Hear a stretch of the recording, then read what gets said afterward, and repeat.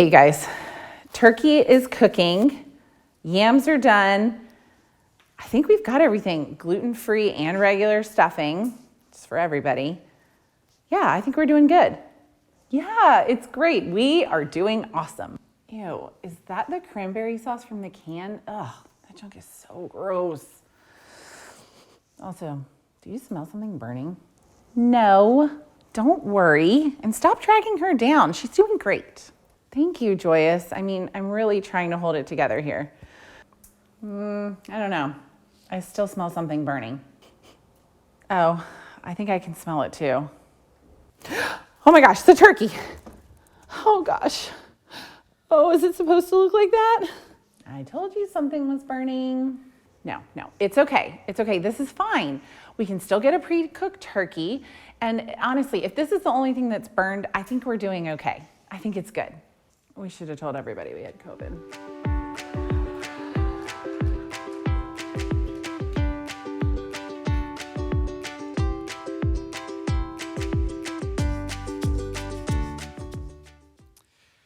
Do you remember the first time that you realized you couldn't be anything that you wanted? For me, it was around 12 years old when I tried out for the middle school basketball team. See, like a lot of kids my age, I had my whole life mapped out. Obviously, I was going to make the team, but I'd probably lead the team in scoring too, maybe assists, unless the varsity coach needed some help, and then I might step into that role as well. After a great high school career, I would accept a full-ride scholarship to the University of North Carolina. Yeah. And follow in the footsteps of the GOAT, Michael Jordan. After 2 or 3 seasons, maybe a national championship, I don't want to be unrealistic, but maybe a national championship, I would put the rest of my education on pause and declare for the NBA draft. I could see it all so clearly. The only thing I couldn't see that day was my name on the list of people who made the middle school basketball team. Now, to be fair, I didn't give up that day. I mean, even Michael Jordan didn't make his high school basketball team one time. But if I'm honest, that was the beginning of the end. That was my first taste of reality, that despite what parents and friends and mentors and teachers were telling me, perhaps it wasn't the case that I could be anything that I wanted. What about for you?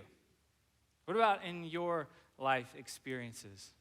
When did you realize it? Was it maybe after years of putting in time and effort and practice, and then one day it dawned on you, I'm probably never going to be a great artist or musician? Was it when you realized that you were never going to be popular no matter how hard you tried, or they were never going to go out with you no matter how many times you asked? Was it when that rejection letter came from the school of your dreams and you realized that maybe intellectually you were never going to produce the kinds of grades and scores needed to pursue that path? Or maybe it's when you got into the career that you thought you wanted only to realize quite quickly that you hated it. And that's not what you wanted to be after all. But then again, maybe it hasn't happened yet for you at all. And who am I to tell you differently? Who am I to tell you that you can't be anything you want? I mean, there's something very American, right, about the idea that we can be anything, that we can do anything. But there's something very human about the reality that we can't and we won't. And you know what? That's okay. That's okay.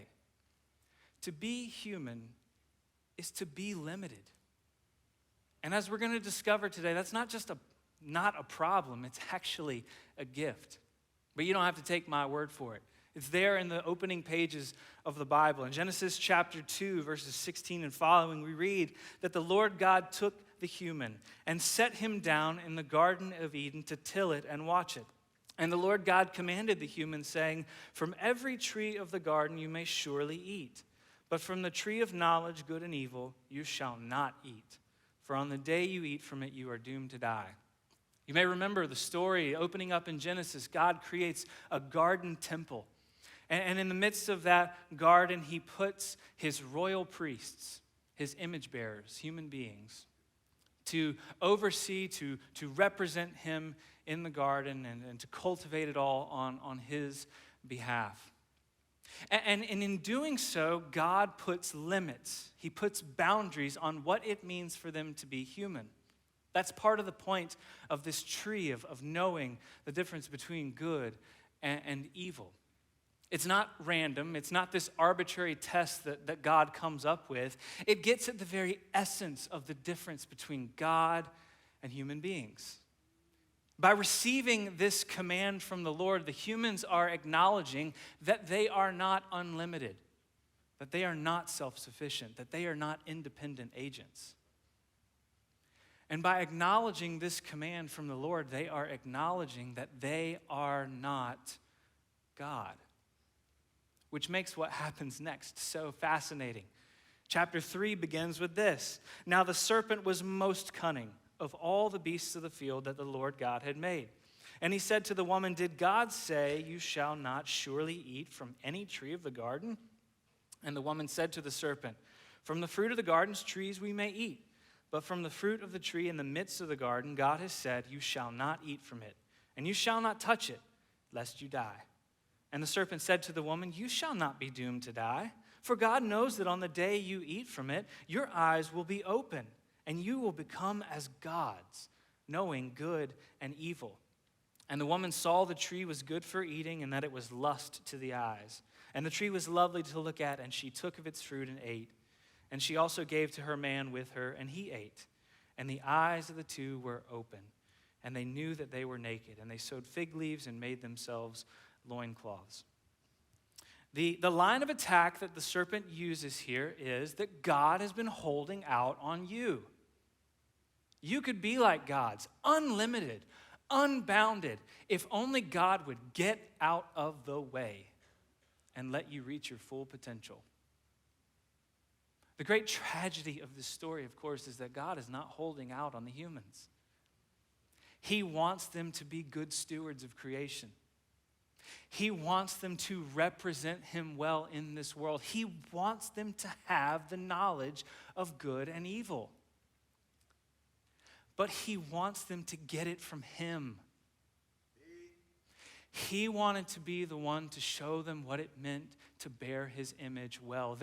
Their limitations were not only meant to teach them that they are not self-sufficient, they were meant to drive them into deeper dependence and communion and fellowship with the God that created them so that he could show them what it meant to represent him, so that he could show them what it meant to grow up wisely as human beings. And in rejecting, or in taking this fruit, it's not only a rejection of God, it's absolutely that, but it's not just that. In taking the fruit, it was also the human beings refusing to accept the fact that they are not God, that they are different from God. Paul David Tripp writes this. He says, everyone and everything has been designed by God with limits. And it never works, never results in anything good to attempt to live, minister, and lead outside the boundaries of the limits God has set. You are not just a package of strengths, gifts, and experiences, he writes. You are also a collection of weaknesses and susceptibilities. Our limits and weaknesses are not in the way of what God can do through us, but our denial of limits and our delusions of independent strength are. So this is what we're going to talk about today, is our limitations. And by limits, I'm talking about the weaknesses and the vulnerabilities that you and I have as part of being physical beings, as part of our stage of life, because of our family of origin, as we discussed last week, or perhaps our present family circumstances. I'm talking about the limitations that come along with your gifts and your interests and your passions, the limits of your personality, your socioeconomic status, your intellectual capacities, and perhaps even your profession. You see, each of these, and perhaps many others, they make up the complex web of our reality. Each come with limitations that are common to all of us, but, this is really important, the way those limitations manifest themselves are going to be somewhat unique to you and unique to me. In other words, We are all limited in many ways, but we are not all limited in the same ways. And so part of this idea of emotionally healthy spirituality that we've been talking about for the last couple of weeks is learning to discern my unique limits and liabilities. And then learning to receive those unique limits as a gift from the Lord. And then learning how to honor those limits and boundaries in my lifestyle. So that's what we're going to be discussing together today. And our first question, the first thing we need to figure out is, how do I discover my unique limits? How do I discover my unique liabilities? Answer, your emotions. Your emotions. Your emotions are often the first sign that something's going wrong. They're what Dan Allender calls messengers from the front line. They let you know in many ways that you are approaching your limits, or maybe that you have transgressed one of your boundaries altogether. You know, it's so funny how things work out sometimes. Before I knew that we were going to be doing this particular topic, and before I knew that I was going to be the one to deliver it to you, our church family, today, I had been thinking a lot about this idea of limits because, as many of you know, we welcomed our second little girl into our family a little over 3 months ago. And so we have a 2.5-year-old that's potty training and a 3-month-old that's not sleeping. And I have found in this season of my life, I have never been more acutely aware of just how limited I am. Never in my life. On more than one occasion, I have either thought or said, sometimes through tears, I am at the end of my rope here. I'm not sure that I can take much more of this. And you know how I knew that? You know how I knew that? Because my emotions have been all over the place. My emotions have been going haywire. You see, remember, we talked about this in week 1. Your emotions connect you in some way to reality. The reality about what's going on deep in your heart and in your life. Your emotions connect you to the reality of your relationships with other people and with God. And because of that, our emotions they transmit spiritually significant information. That's why it's so important to pay attention to them, to listen to them. And in this case, our emotions, when it comes to limits, our emotions often help us identify and then calibrate our lives around our God-given unique limits. For me right now, my emotional pressure points, exhaustion, anger, frustration, anxiety, all of these things are teaching me quite a lot about my limits as an individual. The limits of my time and my energy, the limits of my personality. It is quite significant information to pay attention to that. But that's just me. What about you? In this season of your life, the last week, the last month, the last year plus, have you found yourself feeling things like fear or uneasiness, worry, frustration, bitterness, embarrassment, hurt, grief, loneliness, shame, emptiness, burnout, exhaustion? Emotions like these have the potential to transmit, to carry to you spiritually significant information about your life. They may be trying to tell you something about your limits, about your boundaries.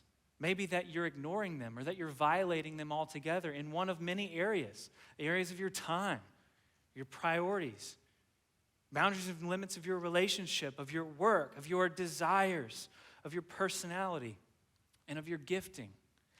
And to know that is significant information as a follower of Jesus.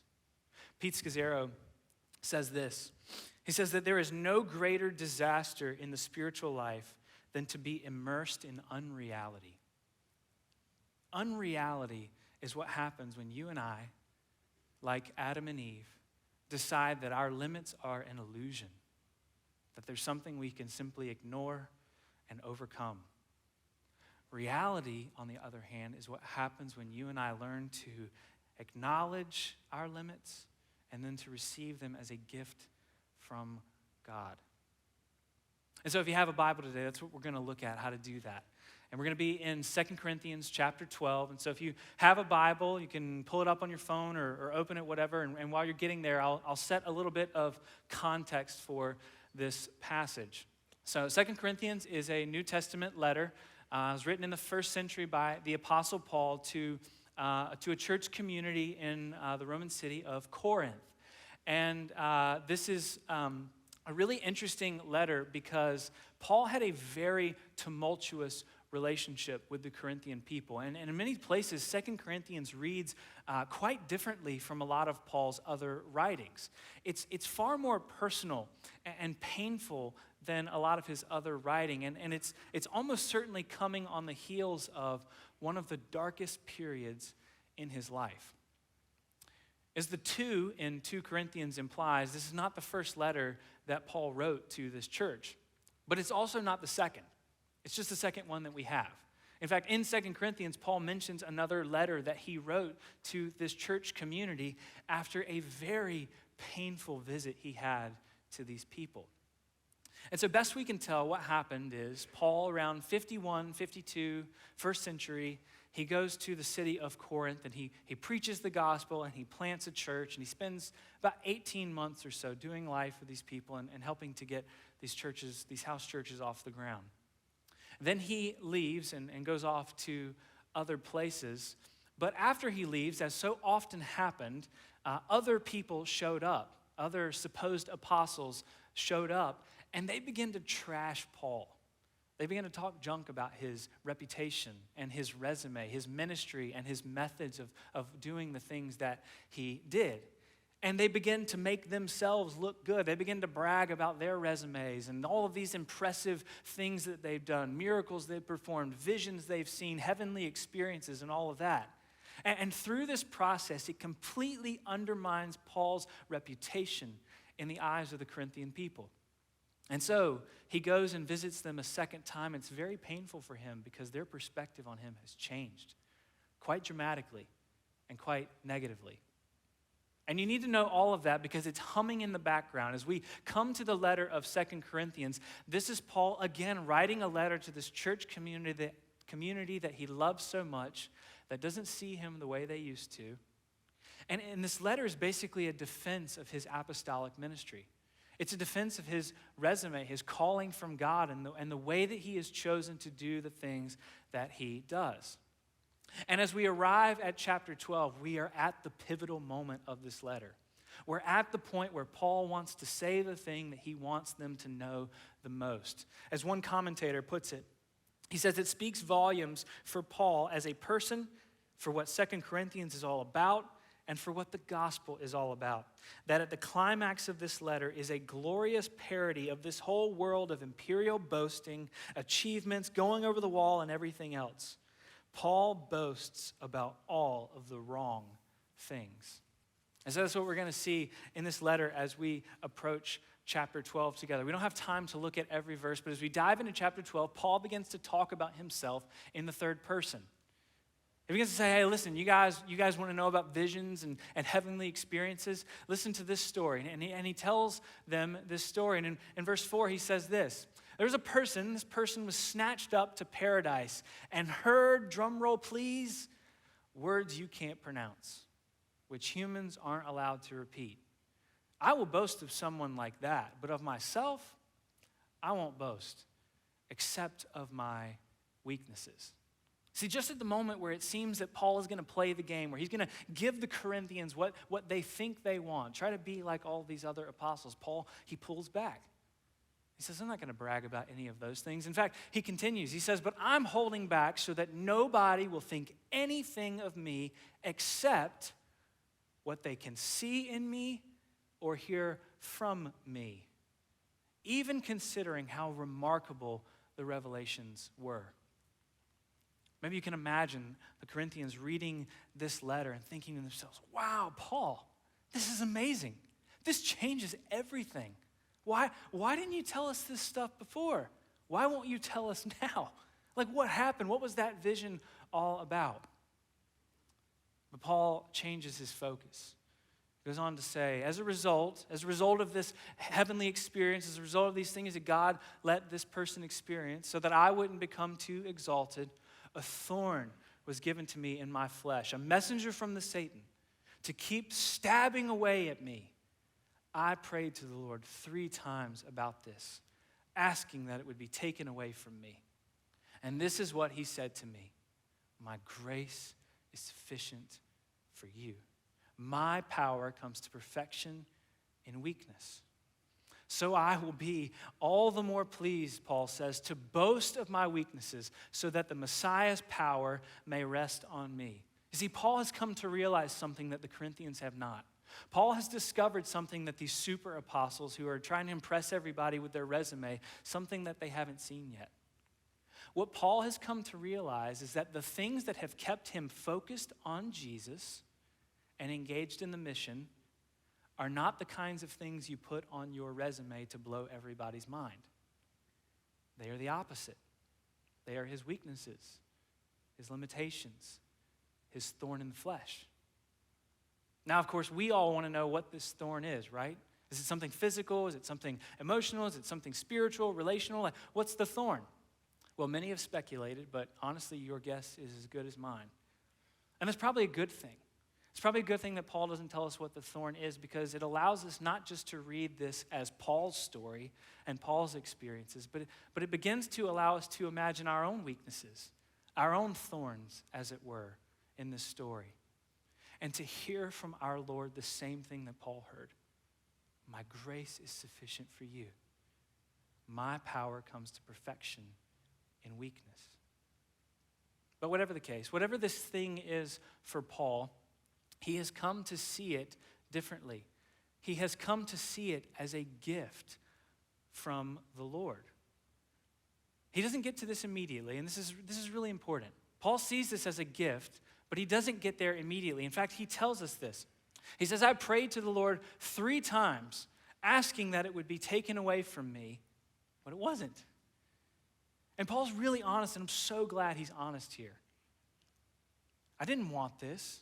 I didn't choose this. This isn't humble bragging. This is not something I wanted. This was difficult for me. And so the question is, what changed? How did Paul change his mind about this thorn, this weakness, this liability? Well, it may be of interest to you that Paul is not the first person in the New Testament to do this exact thing right here. In fact, it's entirely possible that Paul is telling us this story in this way because he sees in his experiences a mirror of someone else's experiences.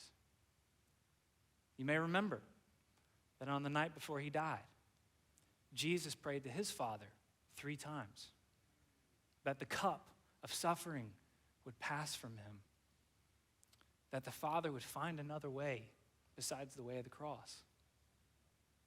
And after praying 3 times, Jesus said this: my Father, if it is not possible for this to pass unless I drink it, let your will be done.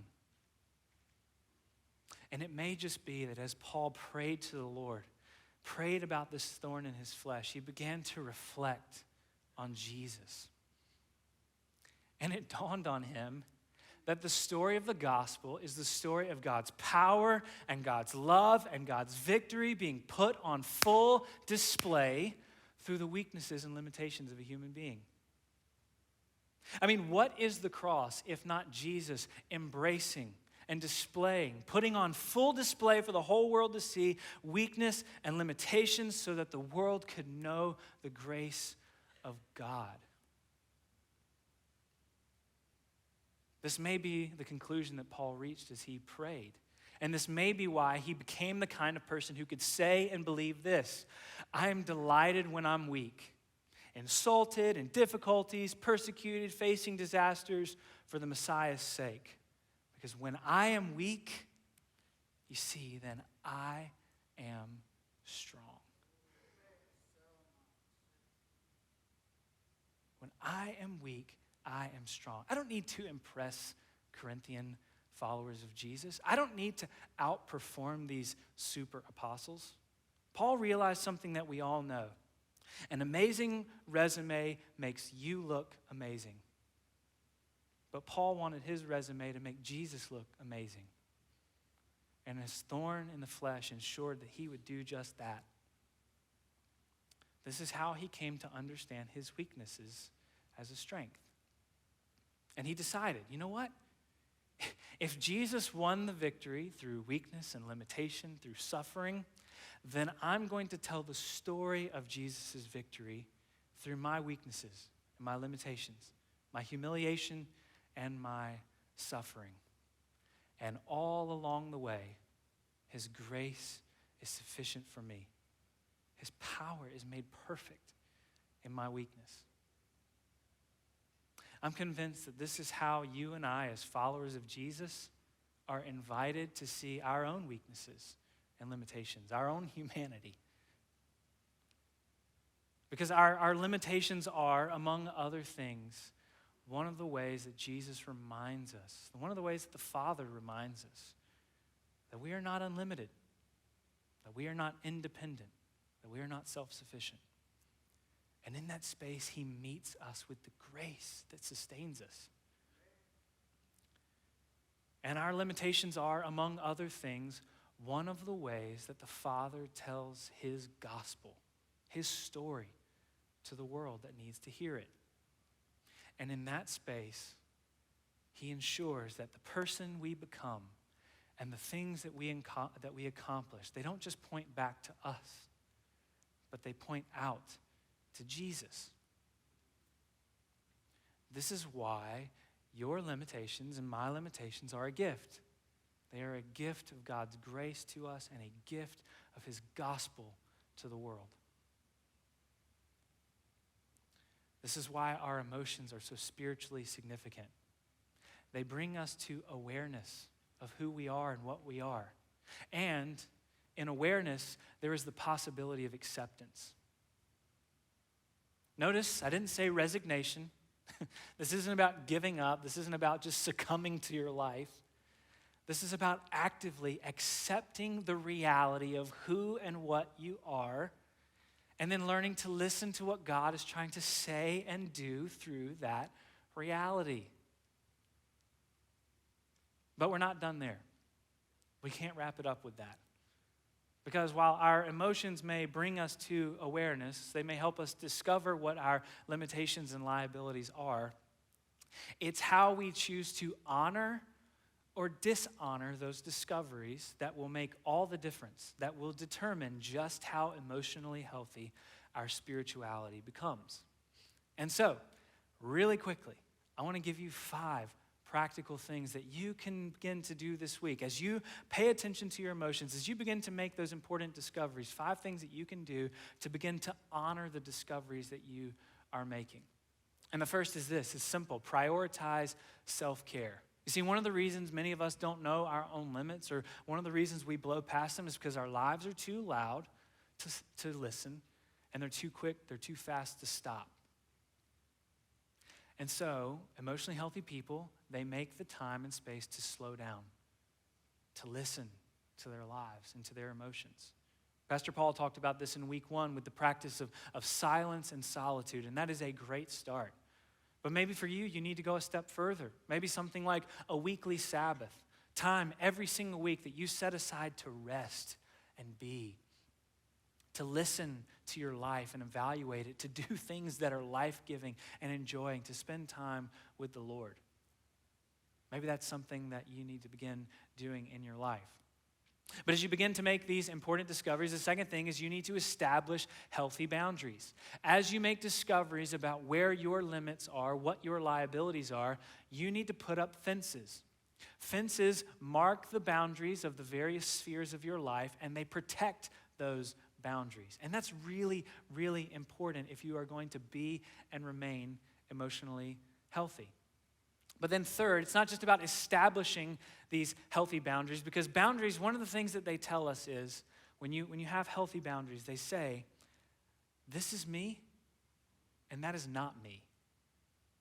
This is what I'm responsible for. That is not what I am responsible for. This is what is acceptable for me.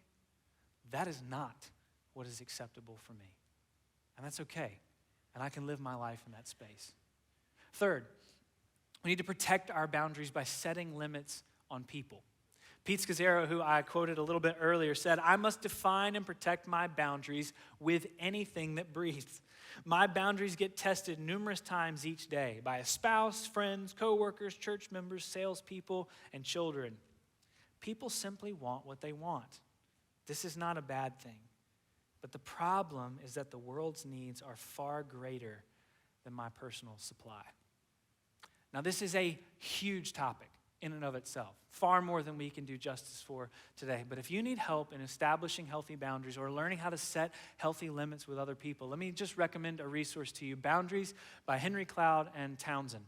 This is a great book because what I've discovered in my own life and in ministry for a while is that Christians in particular really struggle when it comes to setting limits on people because it feels unloving. It doesn't feel like Jesus, but the exact opposite is the truth. Losing yourself in your relationships with other people is one of the ways that you become and stay emotionally unhealthy. So if that's what you need, there's a resource for the journey. Fourth, police your boundaries by saying no. Boundaries are worthless unless they are enforced. And no, I'm not going to do that. No, I can't be that, is one of the simplest and most healthy ways that you can honor the boundaries that you have established. It's one of the most practical ways that you can acknowledge to yourself and to other people that you can't be everything. You can't do everything. And that's okay. Steve Jobs said, anytime you can quote Steve Jobs in a sermon, you should. He said, "People think focus means saying yes to things you've got to focus on. But that's not what it means at all. It means saying no to the 100 other good ideas there are. And you have to pick carefully. I'm actually as proud of the things we haven't done as the things we have done." Saying no. And then lastly this, distinguish between limits to embrace and limits to ignore. Now this last one's actually a little bit of a caveat to everything that we've said today. Because it's true, some of the limitations and liabilities that you have are imposed on you by God and by your humanity. But other times, your limits and liabilities have been imposed on you and me by our personal immaturity. Sometimes, the faithful response is to receive our limits as a gift. And other times, faith demands that we overcome obstacles, that we break through boundaries, that we press past our limits. Apart from that, it is doubtful that we would ever really grow or accomplish anything great for God's kingdom.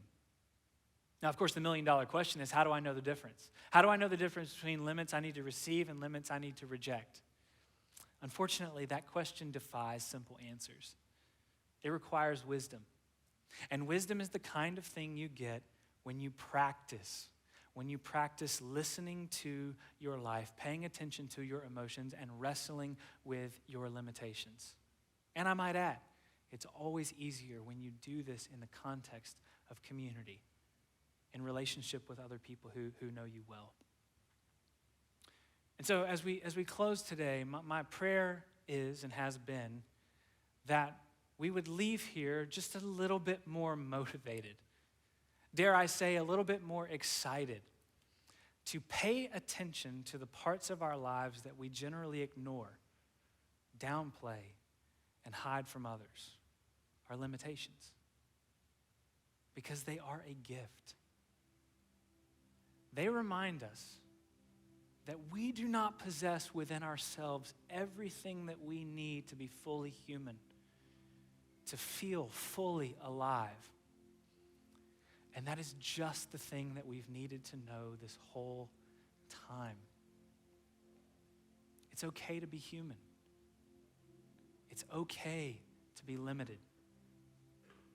Because, says Jesus, my grace is sufficient for you. My power comes to perfection through weakness.